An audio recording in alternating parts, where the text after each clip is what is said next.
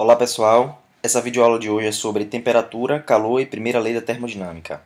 Bom, a termodinâmica ela estuda as leis que regem as relações entre calor, trabalho e outras formas de energia.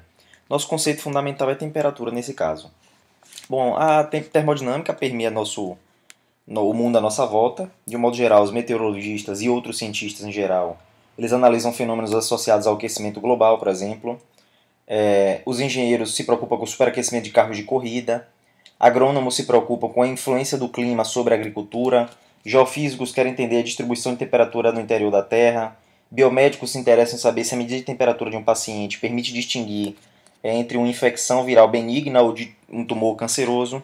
Então, há diversas aplicações para a termodinâmica. Nosso conceito fundamental é a temperatura.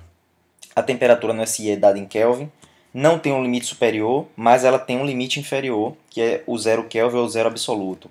Seria o grau de agitação zero das moléculas. Então, temperatura, de modo genérico, podemos dizer que mede o grau de agitação das moléculas. Aqui tem uma escala de temperatura. Então, a temperatura do universo, atual do universo por volta de 3 Kelvin. Tem algumas outras. Centro do Sol, 10 elevado a 7 Kelvin. E por aí vai. Aqui tem uma escala, vocês olham depois. Bom, a lei zero da termodinâmica diz o seguinte, ó, se você tem dois corpos A e B, e eles estão separadamente em equilíbrio térmico com o terceiro corpo T, olha aqui nessa figura, A está em equilíbrio térmico com T, B está em equilíbrio térmico com T, então A e B estão em equilíbrio térmico entre si. Bom, essa lei diz que todo corpo possui uma propriedade, se chama temperatura, é uma grandeza escalar, semelhante à pressão, por aí vai. Quando dois corpos estão em equilíbrio térmico, suas temperaturas são iguais. E se dois corpos têm temperaturas iguais, eles estão, portanto, em equilíbrio térmico. Então, essa lei é uma lei fundamental e ela veio antes das outras leis, veio depois, bem depois das outras leis. Ela é empírica, só que como ela é importante, porque fala sobre a temperatura, sobre o equilíbrio térmico, então foi dado a ela uma numeração inferior, portanto, lei zero. Com ela a gente pode criar uma escala de temperatura, né? Então a gente pode comparar a temperatura de objetos através de uma escala com um ponto de temperatura bem estabelecido. Então, a gente vai chegar nas escalas, mas como é que seria uma medida de temperatura? Como é que a gente vai fazer isso? Então, escolhe um fenômeno térmico reprodutível e escolhe uma temperatura arbitrária. Por exemplo, ponto de fusão de gelo, ebulição da água ou ponto triplo da água. O ponto triplo, por questões técnicas, ele é escolhido e a comunidade internacional definiu a temperatura do ponto triplo da água como 273,16 Kelvin. Essa aqui é a temperatura padrão do ponto triplo da água para calibrar os outros termômetros. Então, bom, em que se baseia essa escolha? Se você avalia o comportamento da temperatura em um gás quando a pressão tende a zero, a temperatura quando a pressão seria zero, ou seja, a energia cinética mínima possível, zero no caso, você teria uma temperatura de menos 273,15 graus Celsius. Então isso seria o equivalente ao zero absoluto. Portanto, escolheram a temperatura do ponto triplo como 273,16 Kelvin, que é a temperatura está acima do zero, né? 273,16 é a separação em relação ao zero. Esse é o ponto de temperatura do ponto tríplice. O que é o ponto tríplice da água? É o ponto onde coincide as três fases da água. Então a água líquida, o gelo e o vapor coincidem para uma condição muito específica de temperatura e pressão. Então esse ponto foi tomado como referência e arbitrou-se 273,16 Kelvin como a temperatura desse ponto tríplice. Para medir a temperatura, a gente tem que definir um termômetro. O termômetro padrão, do qual todos os outros são calibrados, é o termômetro de gás a volume constante. Então ele funciona mais ou menos assim. Ó. Aqui tem um bulbo com gás, com a pressão baixa. Aqui é um recipiente com um líquido, o líquido que você quer, você está interessado na temperatura desse líquido. Aqui você tem mercúrio, aqui é só um reservatório para conseguir controlar aqui o volume do mercúrio. Então aqui o volume do mercúrio, isso aqui está graduado. Aqui é um exemplo de um mais realista. Bom, a ideia basicamente é o seguinte, ó. O objetivo é você determinar a temperatura desse fluido aqui, desse líquido, que está em equilíbrio com o bulbo de gás, beleza? Para isso você vai medir a pressão do gás. Como é que você vai medir essa pressão aqui desse gás? A pressão do gás é medida da seguinte forma. A pressão nesse ponto aqui, já que o tubo está aberto, é a pressão atmosférica. Só que como tem essa coluna de mercúrio, da pressão hidrostática, das equações de hidrostática, a gente chega de que a pressão nesse ponto aqui é igual à pressão neste ponto, que é a pressão atmosférica, menos a pressão referente a essa coluna de mercúrio. Portanto, a pressão vai ser P0 menos ρGH, onde ρ é a massa específica aqui do mercúrio. Então você consegue determinar a pressão, você consegue controlar o volume aqui, não deixa o volume alterar, volume constante, e mostra-se que temperatura e pressão têm uma relação linear quando você tem baixa pressão. Então temperatura varia linearmente com a pressão, onde C aqui é uma constante, então T igual a Cp. Pressão você consegue medir, e aí você vai determinar a temperatura. Como? Se você coloca esse bulbo numa célula com ponto triplo, ou seja, se esse líquido aqui for um líquido que está com ponto tríplice da água, quem vai ser a temperatura? A temperatura do ponto tríplice, que já foi arbitrada como 273,16 Kelvin. Isso é igual a C vezes a pressão do ponto tríplice, que é possível de medir. Então você pode medir isso. Isso aqui é arbitrário, isso aqui você pode medir. Se você quer medir uma temperatura outra, que também obedece a essa relação, divide essa relação por essa daqui, você vai chegar nisso. Temperatura, que é a que você quer medir, é igual a temperatura no ponto tríplice, vezes a pressão, que você pode medir, sobre a pressão no ponto tríplice. Isso aqui dá 273,16 P sobre P3. Então, se você conhece a pressão no ponto tríplice e pode medir a pressão do gás daquele que se encontra na temperatura que você quer medir, então se você consegue essa relação, você determina a temperatura ali naquele líquido, certo? Só tem um problema com isso aqui, que é o seguinte. Quando a gente usa gases diferentes, você tem valores de temperaturas diferentes. Mas eles coincidem quando você tem uma pressão muito baixa. Então, você quer medir, por exemplo, aqui é para ebulição da água. Temperatura da ebulição da água. Quando você tem gases diferentes, vai dar diferentes temperaturas. Isso é um problema. A gente quer, para aquele tipo de comportamento físico, a mesma temperatura. O que é que a gente vai fazer? Vai abaixar a pressão até a pressão ser aproximadamente zero, que aí, independente do gás, a temperatura vai dar a mesma. Então, o que é que você faz? Você vai colocar pouco gás naquele bulbo de gás. Portanto, você vai fazer a pressão tender a zero. Então, o modo adequado de medir a temperatura de qualquer líquido, de qualquer substância que você queira, com esse termômetro, é fazer com que a quantidade de gás, ou seja, a pressão de gás, seja bem baixa. Então, quais são os passos para medir a temperatura? Primeiro, você vai calcular a pressão do ponto tríplice da água, claro, essa pressão com pouquíssimo gás, uma pressão baixa. Vai medir a pressão nas condições do líquido ali, que está a temperatura que você quer medir, aí você consegue essa relação. Multiplica por 273,16 e obtém a temperatura que você está interessado.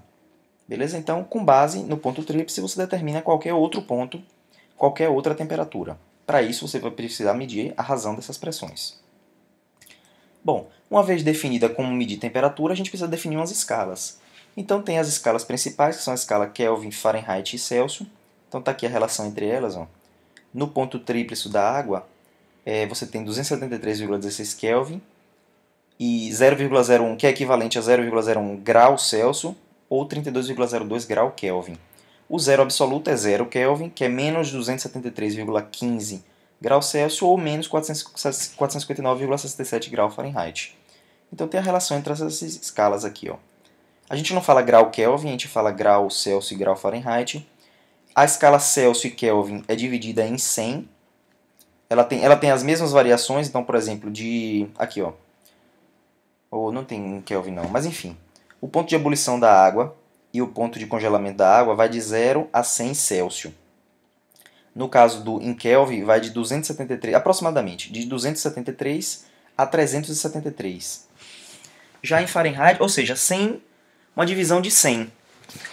Já o Fahrenheit vai de 32 a 212, portanto tem uma divisão de 180. Ou seja, as variações na escala em Celsius e em Kelvin são iguais, as variações. Já as variações em Fahrenheit é diferente. A relação entre essas escalas é dada por C sobre 5 é F menos 32 sobre 9, que é igual a K sobre 5. Uma curiosidade é que há uma coincidência das escalas Celsius e Fahrenheit quando está em menos 40 graus. Bom, vamos fazer um exercício. Suponha que você encontre aqui anotações antigas que descrevem uma escala da temperatura chamada Z, no qual o ponto de ebulição da água é 65 graus Z e o ponto de congelamento é menos 14 graus Z. Aí a pergunta é, a que temperatura na escala Fahrenheit corresponde a uma temperatura menos 98 na escala Z? Suponha que a escala seja linear, ou seja, o tamanho do grau em Z é o mesmo tamanho do grau em toda a escala, beleza? Observem. Vamos ver as variações. De 65 graus para menos 14 graus, eu tenho 79 graus de variação. Na escala Fahrenheit, eu vou de 212 a 32. Aqui eu tenho 180 graus, então 79 está para 180, assim como de menos 14 para menos 98, eu tenho 84 graus. Quantos graus eu variei aqui na escala Fahrenheit? Então, de 79 para 180 está para 180, assim como 84 está para x. Com isso, eu determino quanto que eu estou variando na escala Fahrenheit, 191. Se eu estava no 32, menos 191, eu chego em menos 159 graus Fahrenheit. Portanto, o equivalente da escala menos 98 graus Z é menos 159 graus Fahrenheit. Dilatação térmica. Bom, os objetos, eles quando sofrem variação de temperatura, sofrem também variação de volume. Então, eles dilatam. Então, por exemplo, o termômetro, quando você quer medir, termômetro usual, caseiro, quando você quer medir aqui a temperatura para saber se alguém está com febre. Então, você coloca essa parte metálica para entrar em equilíbrio com a temperatura do corpo e você vai ver a dilatação do mercúrio. Então, você vai ver a variação aqui desse mercúrio. Um meio prático de abrir, por exemplo, tampa emperrada, quando você tem um vaso de vidro e uma tampa metálica, se você mergulha ele na água quente, o vidro vai dilatar menos do que o metal. Então você consegue, com mais facilidade, destarrachar aqui a tampa do vidro, do frasco, porque ele dilatou. Se você não leva em conta a dilatação, acontecem fenômenos como esse aqui. Ó.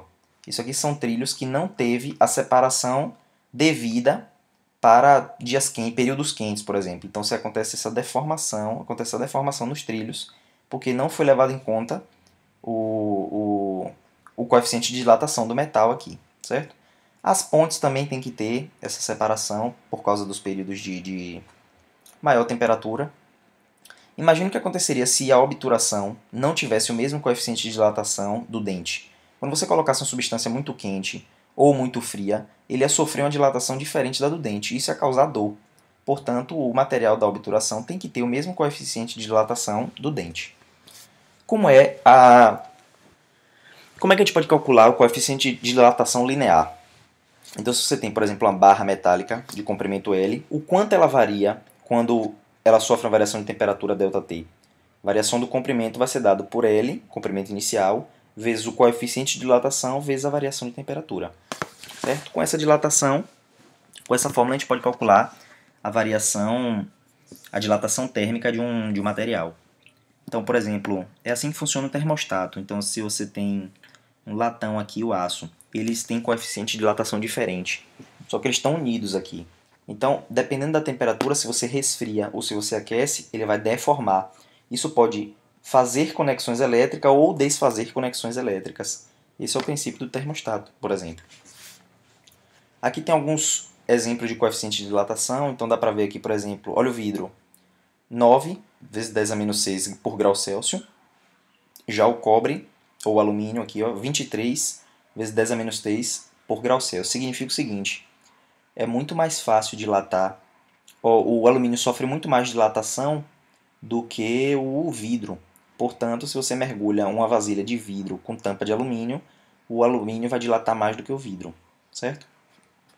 O diamante aqui ele dilata bem pouco, tá vendo? O INVAR, que é um invariável, uma liga, dilata pouco também. Aqui está mostrando a régua e a sua dilatação. Então observe que ela dilata, nesse caso, toda dilatação, na verdade, é volumétrica. Mas, às vezes, a gente está mais preocupado com a dilatação em uma dimensão, por isso a gente estuda a dilatação linear. Bom, já a dilatação volumétrica, ela é dada por ΔV igual ao volume inicial, coeficiente de dilatação volumétrica, variação de temperatura. O coeficiente de dilatação volumétrica é igual a 3 vezes o coeficiente de dilatação linear. E com isso a gente pode calcular o quanto uma substância varia em volume quando sofre uma certa variação de temperatura. Uma curiosidade aqui é para a água. A água ela tem uma dilatação anômala. Então, por exemplo, se você tem água a mais de 4 graus, quando você aquece ela a mais de 4 graus, ela vai dilatar como qualquer outra substância. Mas, quando ela está de 0 a 4 graus, ao invés dela dilatar, você está aquecendo ela, ao invés dela dilatar aqui, ou seja, aumentar o volume, diferente das outras substâncias, ela vai contrair com o aumento de temperatura. Então, esse tipo de fenômeno anômalo na água é o que permite, por exemplo, a vida nos lagos. Ele congela só na superfície e mantém a vida aquática. Olha aqui, ó. Vamos supor que uma região com lago, um certo lago líquido, começa a resfriar, baixa muito a temperatura ambiental do ambiente. Então, o lago vai perder calor, vai perder energia cinética, energia térmica, para o ambiente. Ou seja, o que é que vai acontecer? Ele vai resfriar. Ele vai resfriar. Quando a água resfria, o volume vai diminuir, como é esperado, ou seja, ela vai ficar mais densa e vai afundar. Beleza? Porém, quando ela resfria abaixo de 4 graus, ela tem um comportamento anômalo. Ao invés do volume diminuir, o volume aumenta. Portanto, ela vai ficar menos densa e vai congelar apenas na superfície. E como o gelo ele é um mau condutor térmico, ele vai dificultar a perda de calor do lago para o ambiente. Ou seja, vai funcionar como um isolante, permitindo que o lago se mantenha líquido, ainda que a diferença de temperatura seja alta do ambiente com relação ao lago, porque ele vai servir como um isolante aqui. Vamos calcular um exemplo de dilatação volumétrica. Suponha que um caminhão aqui ele foi carregado com 37 mil litros de óleo diesel em Salvador. E ele vai transportar isso aqui para a cidade de Piatã, no município do interior da Bahia, e a temperatura lá está 23 graus abaixo da temperatura de Salvador. Então observe, uma variação de 23 graus de temperatura. Quando ele descarrega o óleo, quantos litros chegaram? Leve em conta que o coeficiente de dilatação volumétrica do óleo é dado por esse valor aqui. Ó. Quando a gente faz esse cálculo, a variação volumétrica vai ser dada pelo volume inicial, 37.000, coeficiente de dilatação, vezes a variação de temperatura. Isso vai dar uma variação de 808 litros. Portanto, o volume final era 37.000, passou a ser 36.192. Onde é que foi esses 808 litros? Bom, na verdade ele sofreu uma dilatação volumétrica, só que os tanques, na verdade, eles são submersos, então, para evitar esse tipo de variação diária de temperatura e dilatação volumétrica. Portanto, ele não vai sofrer tanto esse problema, certo? Bom, falamos de temperatura e de dilatação, vamos entrar agora no conceito de calor e a relação de calor com temperatura. Calor é a energia transferida de um sistema para o ambiente, ou vice-versa, do ambiente para o sistema, devido à diferença de temperatura. Então, a energia térmica ela flui naturalmente do corpo de maior temperatura para o corpo de menor temperatura, na forma de calor. Calor é essa energia transferida, energia térmica que é transferida. Então, pense nessas três possibilidades. Você tem aqui o sistema, vamos pensar uma latinha, e o ambiente, a latinha sobre uma mesa. Então, a mesa e o ar em volta é o ambiente. E aqui você tem a latinha. Então, se a temperatura da latinha for maior que a temperatura do ambiente, ela vai fornecer calor. Então, o sistema, que é a latinha, vai perder energia na forma de calor. Se eles estão na mesma temperatura, não há transferência de energia, portanto, calor igual a zero. A energia transferida é zero. Se a temperatura do sistema for menor do que a temperatura do ambiente, ou seja, o ambiente está com a temperatura maior do que a minha latinha vai aquecer. Ou seja, ela vai receber calor, receber energia na forma de calor. Essas são as três possibilidades aí de transferência de energia, no caso, na forma de calor. Bom, essa transferência de energia é energia térmica. E o que é energia térmica? É um tipo de energia interna que está relacionado com a energia cinética e potencial associada aos movimentos dos átomos, das moléculas, das partículas, de modo geral.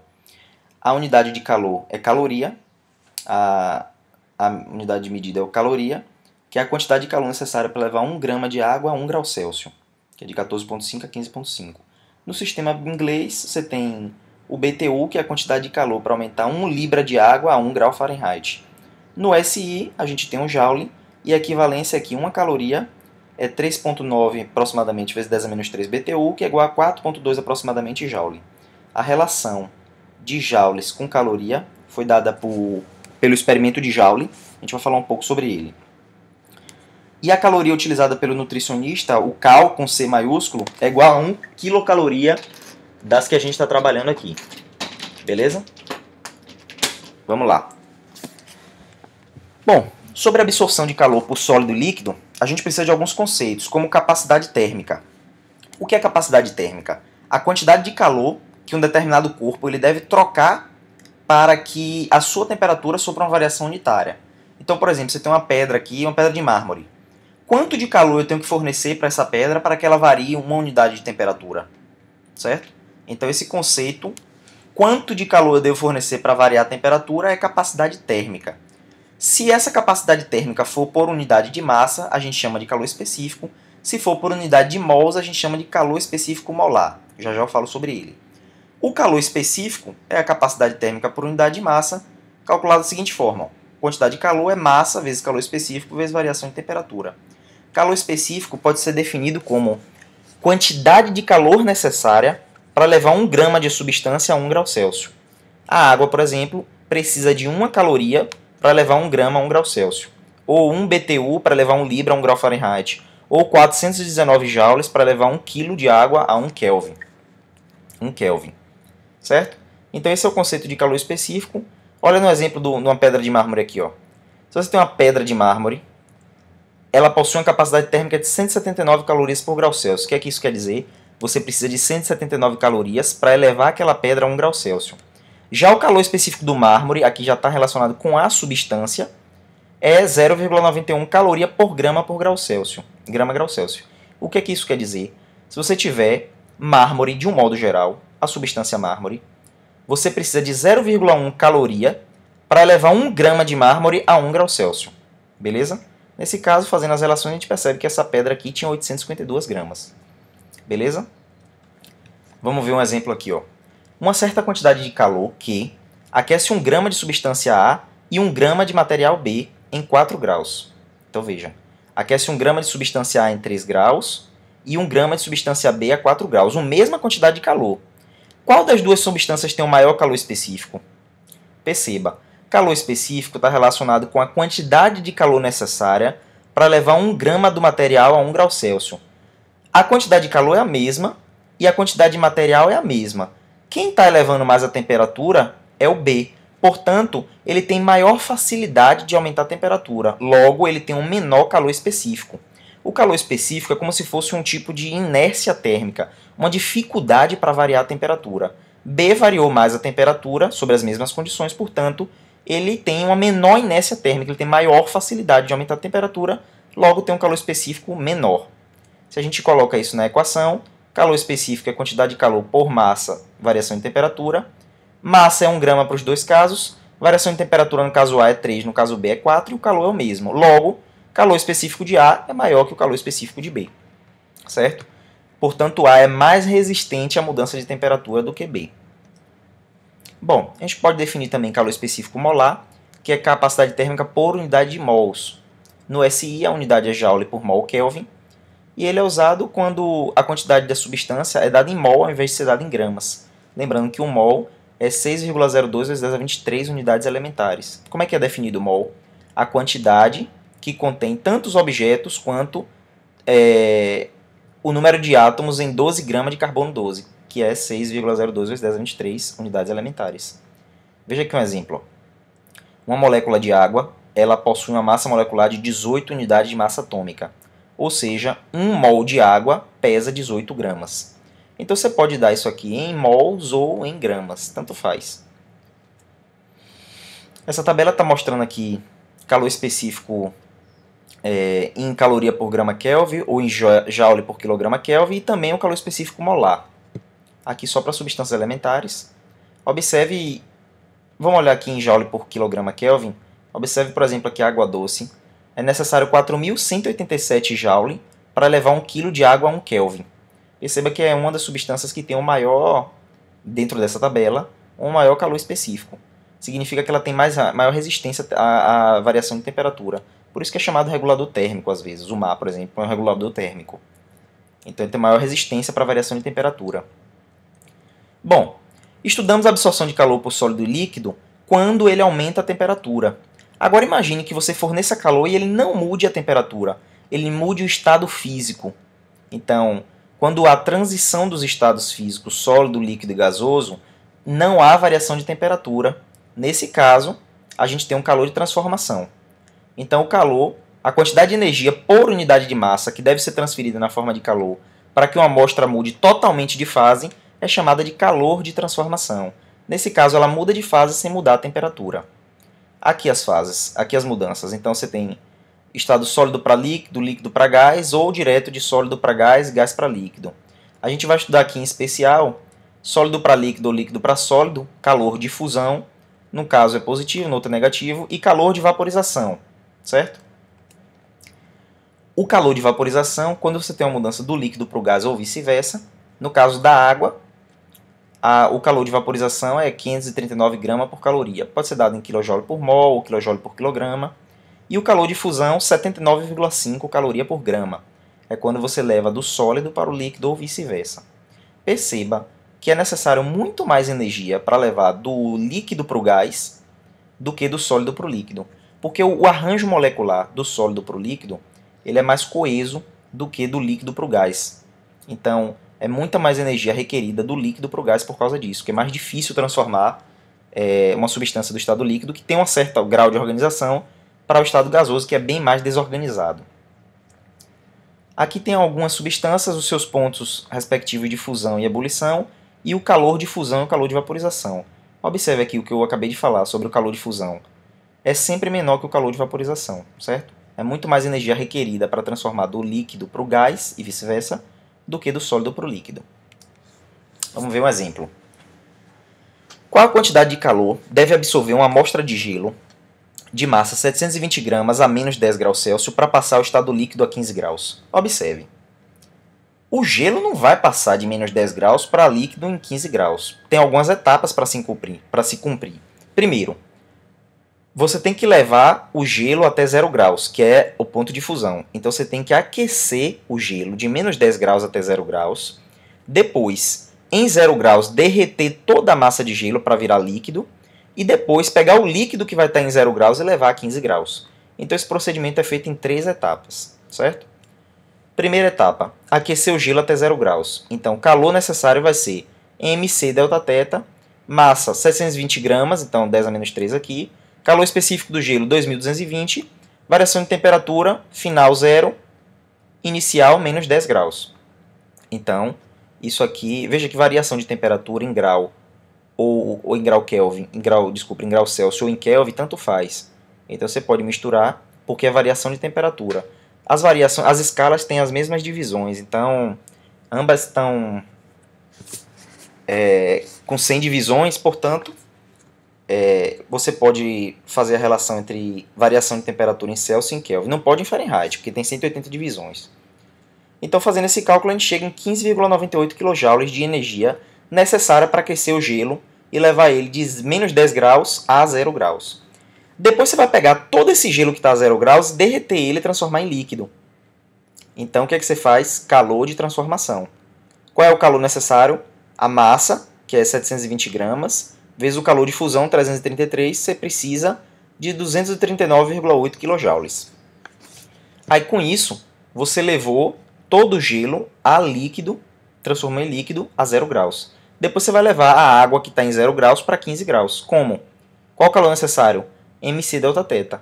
Massa é a mesma, calor específico da água 4.190, variação de temperatura final 15, inicial 0. Você precisa de 45,25 joules. Somando tudo, no total, a gente vai precisar de aproximadamente 301 kJ para poder fazer esse procedimento. Beleza? Tem outro exemplo aqui. Ó.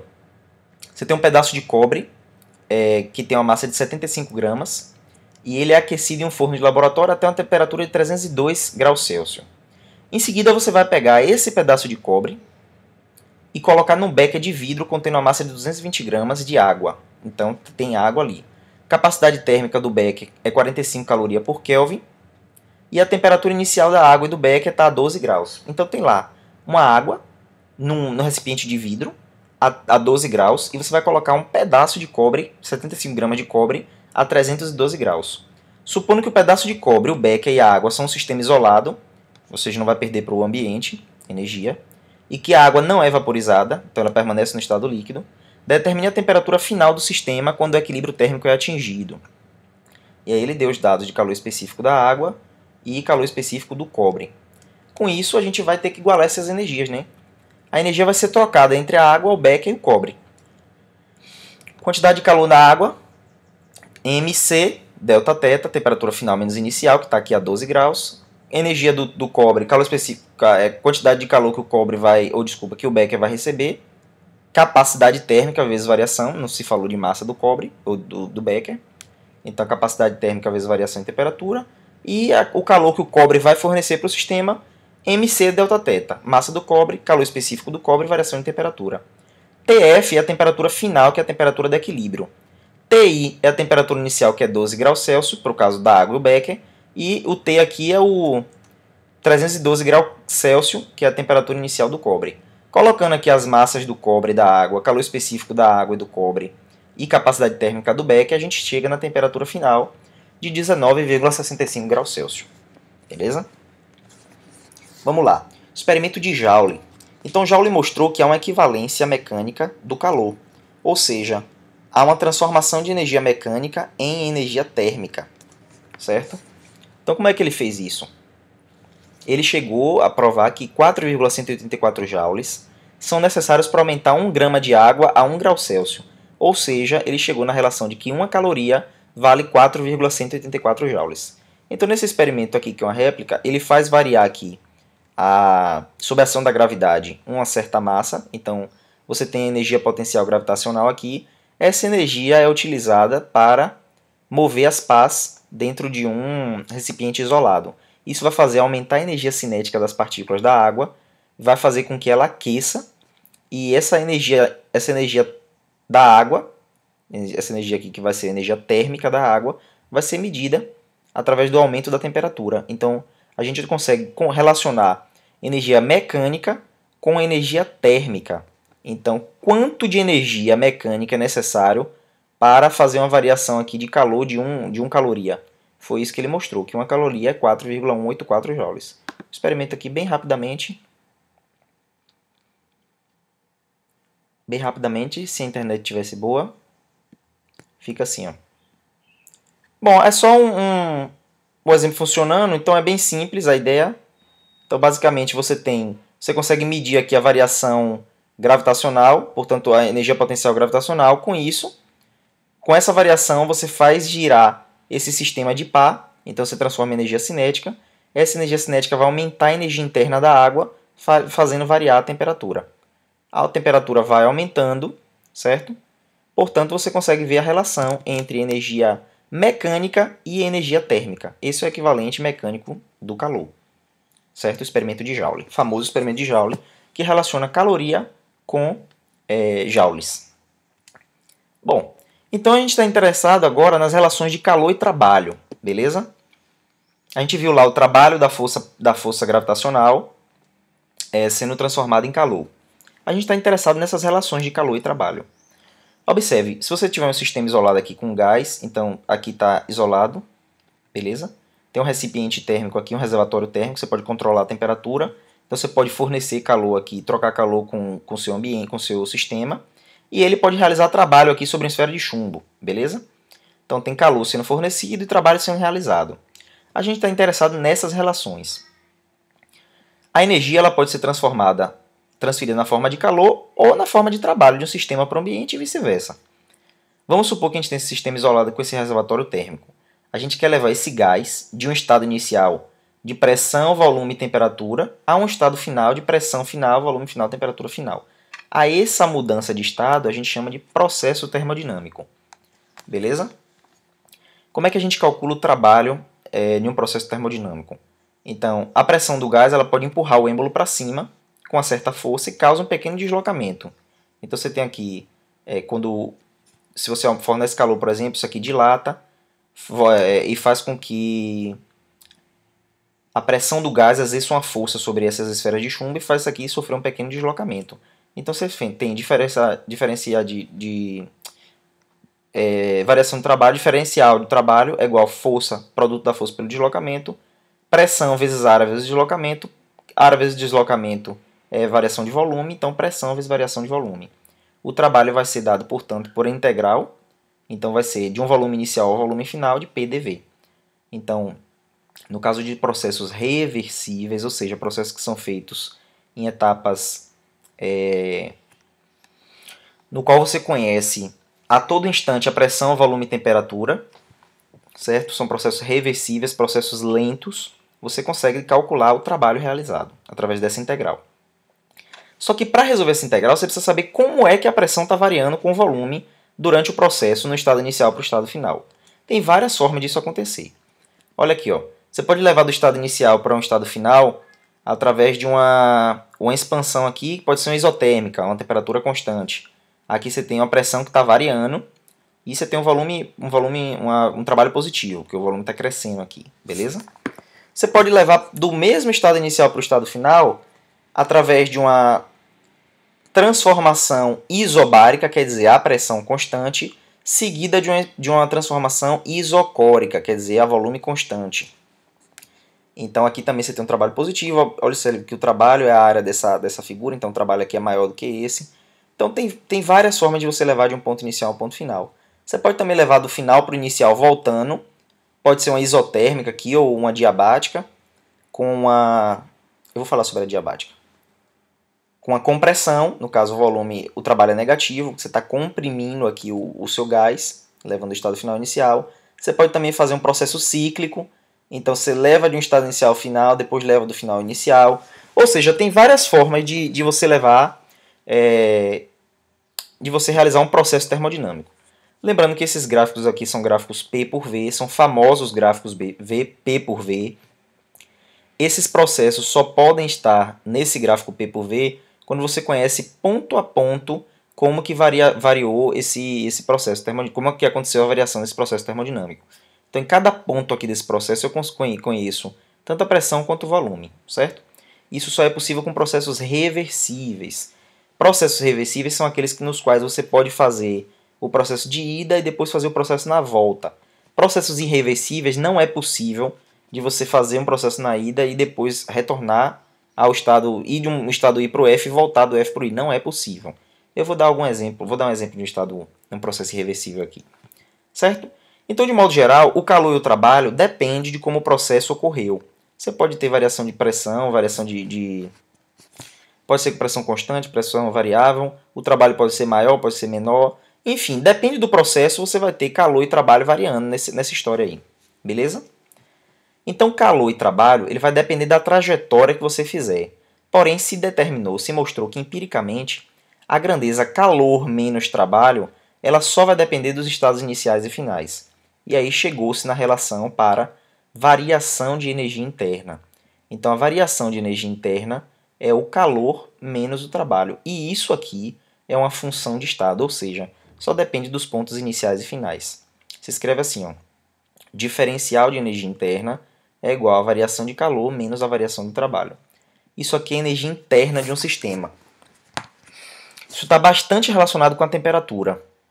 Então, a energia interna de um sistema ela tende a aumentar se você fornece energia na forma de calor, se você acrescenta energia na forma de calor, e a energia interna tende a diminuir se você realiza trabalho, se o sistema realiza trabalho, certo?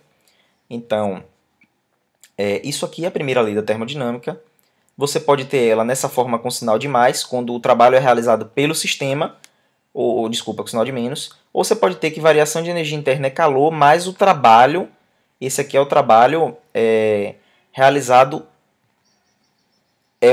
sobre o sistema. Então, aqui você está dando calor e o sistema está realizando o trabalho. Aqui você está dando calor e o sistema está sofrendo o trabalho, ou seja, o que é que faz a energia interna de um gás? Vamos tentar entender isso aqui. Ó. Variação de energia interna, vamos pegar essa. Variação de energia interna é igual a calor menos trabalho. O que é que isso tem a ver aqui? Ó? Como é que você vai aumentar a energia? Pensa em termos de temperatura. O que é que vai fazer a temperatura aumentar aqui? Quando você fornece calor, você aumenta a energia. E quando você realiza trabalho, ou seja, quando você expande o gás, você perde energia. Certo? Portanto, a energia interna de um gás depende do quanto de calor que ele trocou com o ambiente e do trabalho que ele exerceu sobre o ambiente, certo? Portanto, a energia interna depende do calor e do trabalho. Se você realiza trabalho sobre o gás, por exemplo, se essas esferas aqui estão comprimindo o gás, você está fornecendo energia para o gás. Então, nesse caso, o trabalho aqui é negativo, só que como tem um sinal de menos, fica positivo.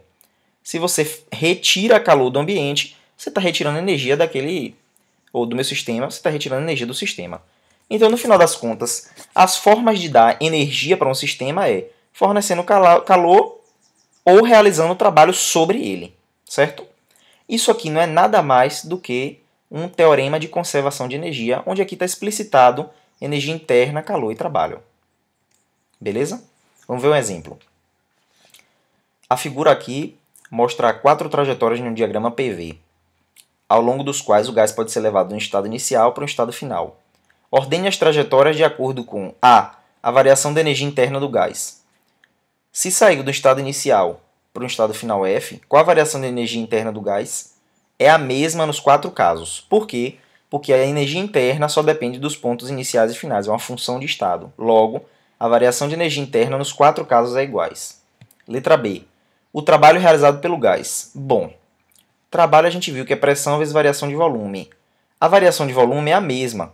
Eu saí do ponto I aqui para o ponto F. A variação de volume é a mesma nos 4 casos. Mas eu tenho uma maior pressão no caso 4, depois 3, 2 e 1. Portanto, eu realizo mais trabalho no 4, depois no 3, depois no 2, depois no 1. E na letra C? O valor absoluto da energia transferida na forma de calor entre o gás e o ambiente, em ordem decrescente. Observem. E a gente acabou de ver que variação de energia interna é calor menos trabalho realizado. Tem trabalho realizado aqui porque ele está expandindo. Então é preciso que energia seja fornecida na forma de calor.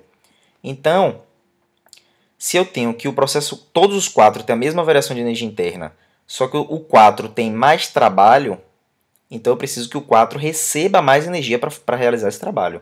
Portanto, o processo 4 tem mais calor trocado com o ambiente, depois do 3, depois do 2, depois do 1. E isso está aqui, sumarizado aqui. Ó. Portanto, variação de energia interna é a mesma em todos os pontos, porque os estados final e inicial não mudaram. O trabalho é sempre positivo.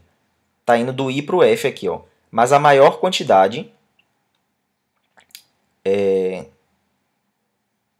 quanto maior a área abaixo da curva. Tem um errinho aqui. Ó. Então, aqui eu tenho pressão maior e a variação de volume é a mesma, portanto, aqui eu tenho maior trabalho no 4, depois no 3, depois no 2, depois no 1. E do ponto de vista da energia interna, variação da energia interna é a mesma. Se o trabalho for maior no caso 4, então, para manter isso aqui constante, eu tenho que ter mais energia fornecida na forma de calor no processo 4. Portanto, em ordem decrescente, 4 maior que 3, maior que 2, maior que 1. Beleza? Vamos lá. Tem alguns processos termodinâmicos especiais aqui, ó, como o processo adiabático. O processo adiabático é um processo que acontece muito depressa e não dá tempo de trocar calor com o ambiente. Ou um processo que acontece lento e você está com o sistema isolado. Então, se você tem um sistema isolado, você não troca calor com o ambiente. A única coisa que você tem para variar a energia interna, portanto, é a variação de trabalho. Logo, variação de energia interna é menos o trabalho realizado pelo gás. E o calor trocado é zero.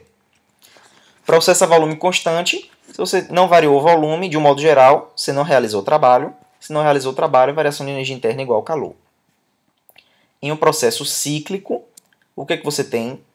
Se você sair do estado inicial e voltou para o mesmo estado, a variação de energia interna é zero, porque a variação de energia interna só depende dos estados iniciais e finais. Logo, variação de energia interna é zero, então calor é igual ao trabalho. Um outro processo especial é a expansão livre. Na expansão livre, você tem aqui uma substância que está isolada, um gás isolado, você tem uma válvula e tem um outro lado que tem vácuo. Quando você abre a válvula, o gás vai expandir rapidamente de um lado para o outro, só que ele não sofre, não tem nenhuma barreira. Ele varia o volume, varia, mas não tem nada impedindo que ele varie esse volume. Então não há trabalho realizado. Não há trabalho realizado e como o sistema está isolado, não há calor trocado. Logo, a variação de energia interna é zero. Beleza? Esse aqui, por exemplo, é um processo irreversível. Não tem como você levar depois de volta para esse caso aqui completamente. Resumindo, a primeira lei, variação de energia interna é calor menos trabalho, a gente tem. No processo adiabático não tem troca de calor, calor é zero, então variação de energia interna é menos trabalho. Quando você tem um processo a volume constante, chamado de isocórico, trabalho realizado é zero, então variação de energia interna é igual a calor. Quando você tem um ciclo fechado, variação de energia interna é zero, então calor é igual a trabalho. Quando você tem expansão livre, calor igual a zero, trabalho igual a zero e variação de energia interna igual a zero, certo? Bom, além desses processos, tem outros também, nos quais você pode calcular o trabalho. Tem o processo isotérmico, que é o processo a temperatura constante. Um processo adiabático está aqui, processo calor não troca de calor, sem troca de calor. O isocórico está aqui, é volume constante, não realiza trabalho. Tem também o isobárico, que é a pressão constante. Então tem outros processos que depois que vocês veem a equação de gás ideal, vocês podem calcular o trabalho com essa expressão. Pode calcular o trabalho. Se a pressão for constante, se o volume for constante, não tem trabalho. Se a temperatura for constante, tem outra forma de calcular. Então tem várias formas de calcular isso aqui, depois que a gente obtém a equação de gás ideal, certo? Bom, vamos fazer um exercício aqui, ó. Então a gente tem um sistema que troca calor aqui com reservatório e realiza trabalho.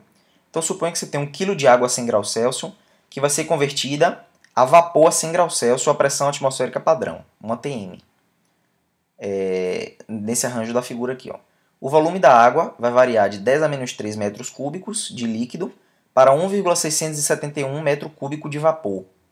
Perceba, 1 kg de água saiu de 100 graus Celsius e virou vapor a 100 graus Celsius. Não teve variação de temperatura, teve mudança de estado. Então o calor aqui é um calor de transformação. Vamos lá.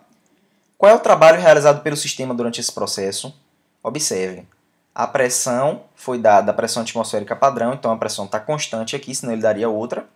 Então eu estou com a pressão atmosférica, que é 1,01 vezes 10 a 5 Pascal, e eu variei o volume de 10 a menos 3 para 1,67 metro cúbico. Então como é que eu calculo o trabalho? Trabalho integral de PDV, a pressão é constante, então só vai sobrar P delta V, pressão vezes variação de volume, dá 169 kJ. Qual a energia transferida na forma de calor durante o processo?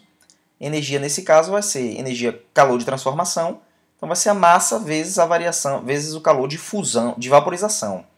Então, a massa é de 1 kg, calor de vaporização da água 2.256, isso vai dar uma quantidade de calor de 2.556. Qual é a variação de energia interna do sistema durante o processo? Variação de energia interna é calor recebido menos o trabalho realizado. Então você recebeu 2.256 kJ e realizou um trabalho de 169 kJ. Portanto, o sistema variou a energia interna de 2.090 kJ. Beleza? Vamos lá. Quais são os mecanismos de transferência de calor? A gente tem 3 mecanismos: convecção, condução e irradiação. Vamos ver esses processos. No caso da condução, a gente tem o seguinte, ó. A transmissão de energia térmica por condução, os átomos, os elétrons, eles vão vibrar e vão colidir uns com os outros, transferindo energia dessa forma através das colisões. Então, nesse caso, se aquece aqui com o bico de Bunsen uma ponta de uma barra, ela vai aquecendo, então vai aumentando a energia interna, vai aumentando a energia cinética aqui dos átomos, eles vão começar a colidir cada vez mais rápido, e vai transferindo essa energia cinética através da colisão. Esse é o processo de transmissão de energia através de condução. No caso de uma barra, a gente pode definir uma taxa de condução de calor, que é a quantidade de calor que é transmitida por unidade de tempo. No caso de uma placa aqui com a certa área A e espessura L, essa taxa de condução é dada por Ka, delta T, variação de temperatura, sobre a espessura da barra.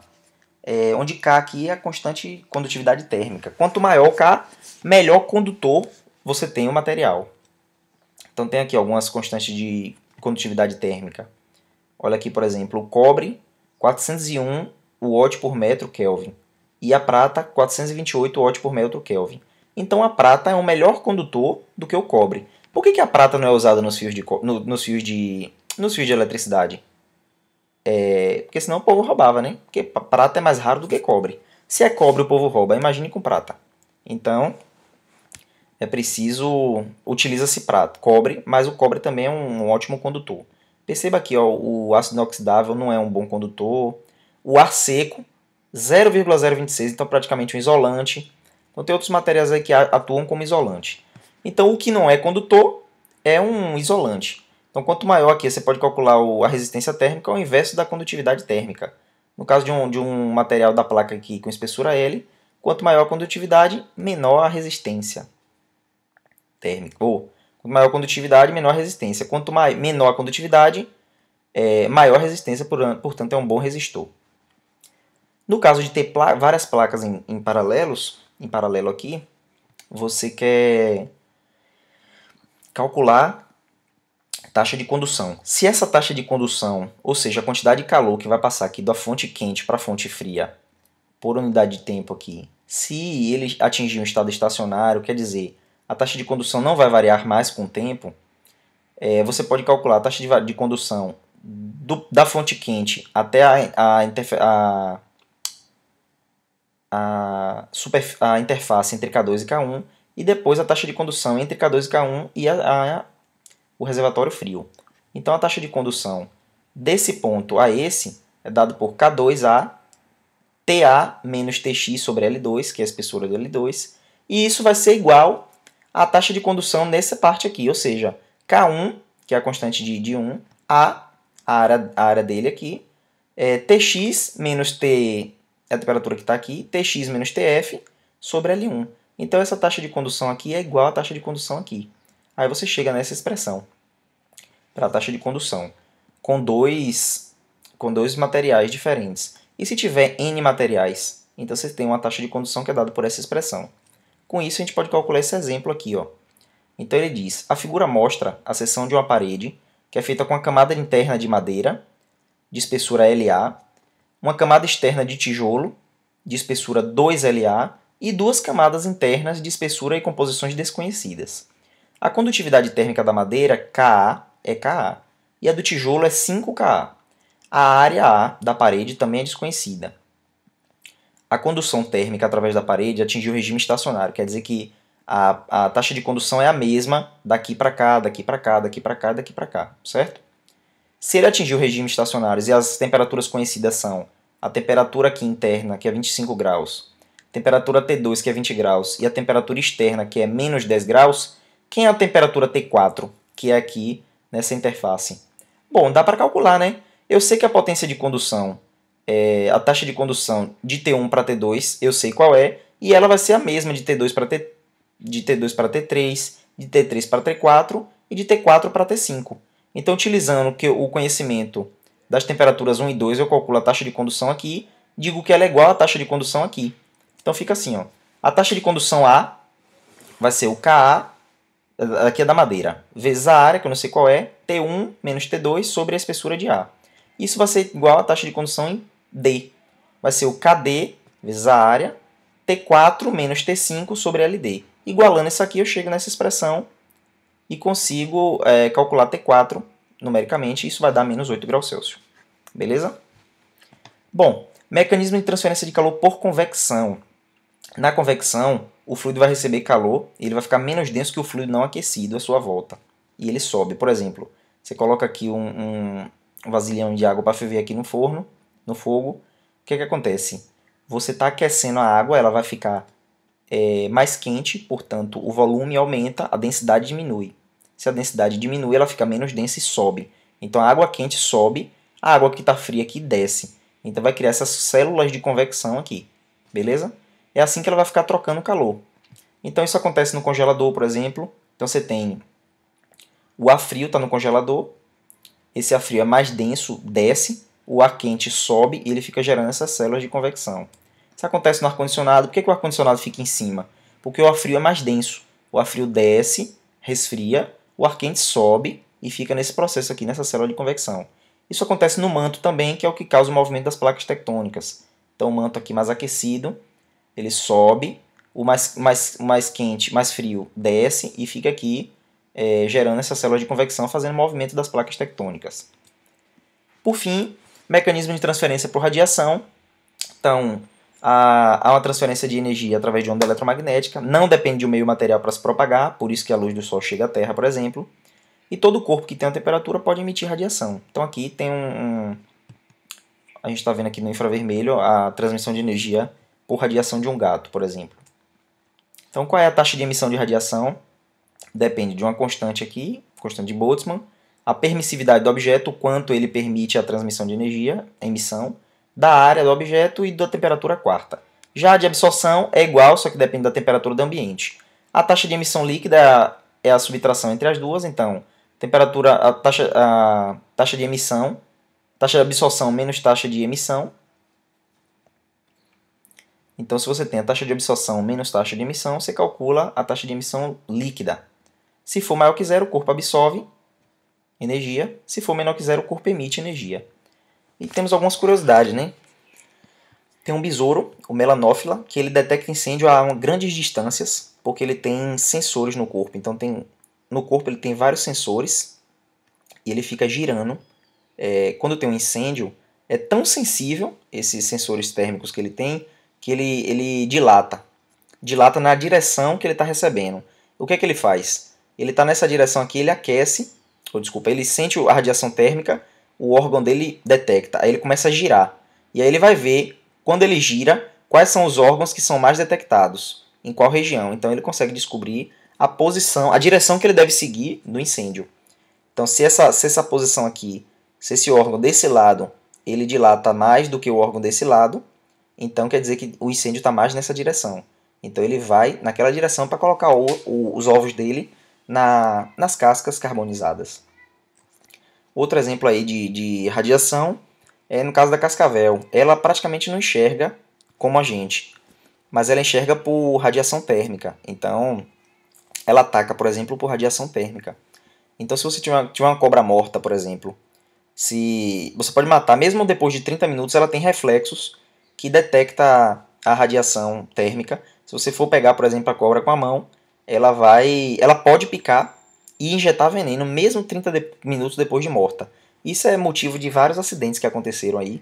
Por isso, esse negócio de pegar a cobra com a mão, mesmo depois de morta, é problema. Não pega a cobra com a mão. Beleza?